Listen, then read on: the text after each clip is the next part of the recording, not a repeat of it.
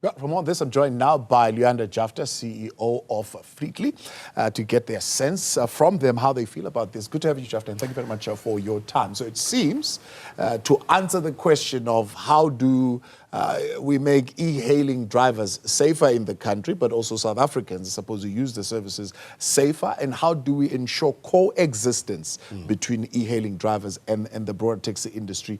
These are the regulations that are going to help. This platform now requires you to have a special operating license, one that says you operate here. Don't come out of this place. This is where you are.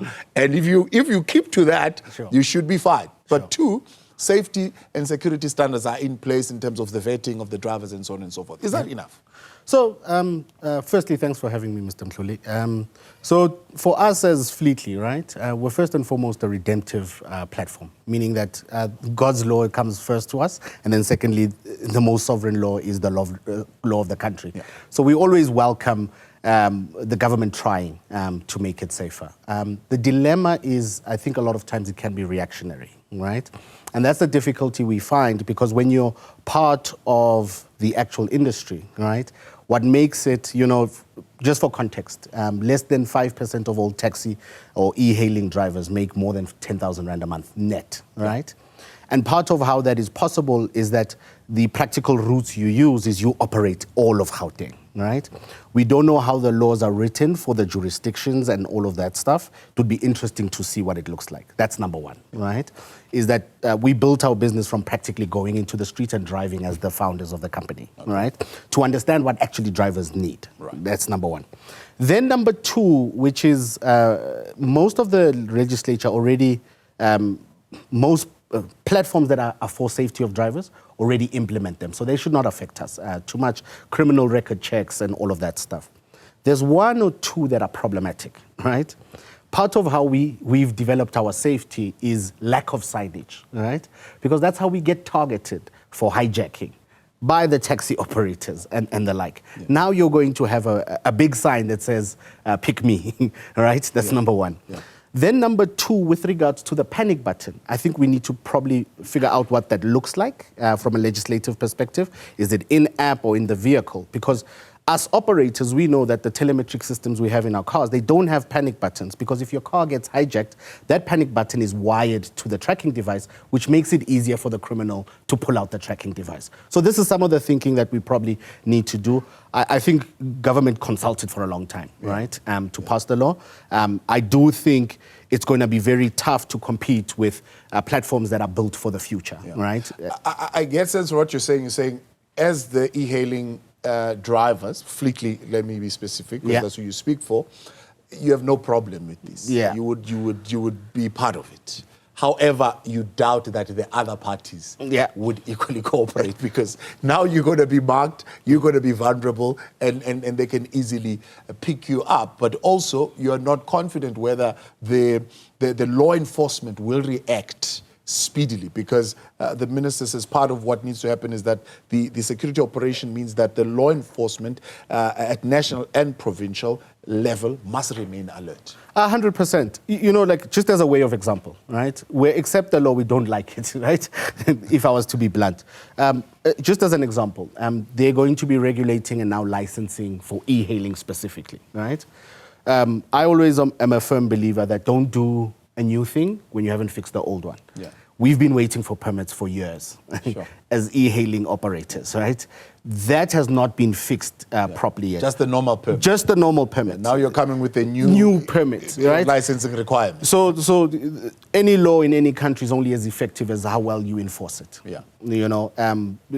And until we're able to enforce and enact all of the statutes we pass, it becomes just paper in a government file, right? So that's where we stand, primarily as Fleetly, and I think we represent a lot of the industry. That's number one. And then number two, something very important with the route thing, right?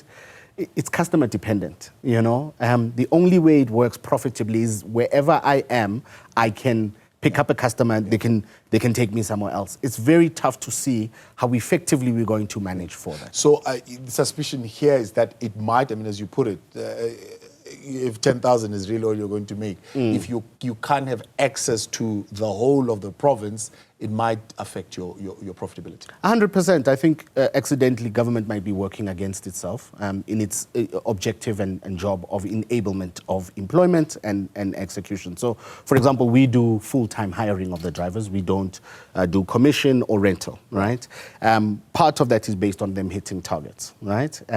It's going to be very hard with the regulation limiting how you work, right? Because its intent is to try make the old or the historic, rather, the historic industry comfortable with what's coming with the new. Yeah. We understand that. We should be working together, right, but it must be practical, you know? The minister says, look, always prepared to bring disputed parties together to negotiate past this particular point. Are you confident in that platform that she's created? I'm always confident that what must be will prevail, right? And it's very sad what happened 2 months ago, right? I think if we all come with our proverbial weapons down and say, listen, guys, we're in a country that's got 6 out of 10 people that are unemployed, that are youth, right? Who are sitting and despondent, and we need to work together to make that change. We've got a huge income inequality gap within the country, and those people need to be transported to work to better their lives and the lives of their children. And we're working for the purposes of the customer and the people who operate in this industry. I think we can, as long as we're not defensive on each side, right? That this is mine, take everything else, right? I think if we come together and say, okay, this is the pie. How do we split it? How do we work it? And how do we make the magic work? What do you see would be a challenge here? I mean, except for the fact that, one, you think you'll be sitting ducks because you're going to be marked. Two, that you are going to possibly lose on your profitability. What else do you see? Okay, of course, the fact that you think that already the old system is not working, so there will be major backlogs in the issuing of these operating licenses. What else could possibly go wrong here? I think... massive disruptions to the actual commuter, you know? The e-hailing platforms actually form a cornerstone of actually our economy now because they transport a fair number of people. And that would destabilize the economy quite significantly if we don't have that option, you know? The legacy way of doing things with the minibus, it does serve a market, right? But it can't serve everyone, you know what I mean? So... we need to find a way to have a conversation with government, right? And they probably did do the full consultation, right? We're quite a young company, so we weren't part of that. But I think if we keep consulting on this basis, right, to say, listen, I know you're trying to cull the political tension that's involved in the taxi industry and the e-hailing industry, but I think you're being reactionary, right? And we need to pull back from reactionary thinking to productive thinking. Right. What would work for everyone? Right. And what is the most effective way of getting that done? I think for us as e-hailing participants or e-hailing market, all we'd want is just the laws to be effected as they are written currently. We actually don't need new laws, just effected as they exist currently and executing on government's and respected mandate. by all. Appreciate your time, Jafta, and thank you very much for coming on. No, thank you. That is Luyanda Jafta, CEO of Fleetly, and he is, of course, reacting to the passing of regulations. I think they are in places from today, which is meant to tighten the screws and make it safer for South Africans to use e-hailing services.